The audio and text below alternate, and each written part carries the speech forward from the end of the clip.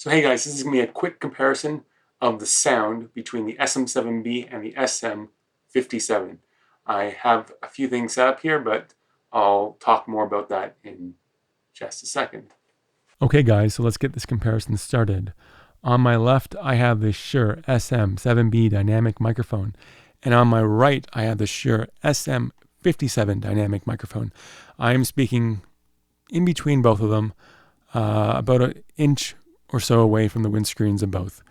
Now I have the windscreens lined up equally, and I have the capsule in each microphone lined up equally. Now the Unidyne capsule in the SM7B is pretty far back into the body, but the SM57 is right up front, so you have to pull the SM57 back to make it a comparable test.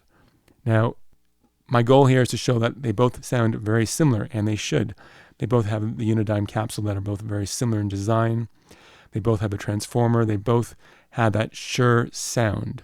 One thing I like about this combination is that you can use them together. You can have a guest speaker, for example, if you're doing a podcast. And the difference in tone is going to be very, very minimal.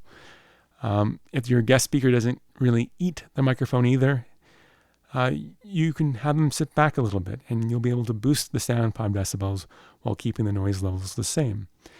They do have a proximity effect. It's small, but it is there. And you know, the biggest difference between these two microphones, I think, is actually the price. SM7B is $400, while the SM57 is about $100. The SM57 requires a more expensive preamp to run it. Otherwise, you'll have an increased noise floor. But it doesn't matter how much money you throw at the SM57, you are going to get a bit of noise. So yeah.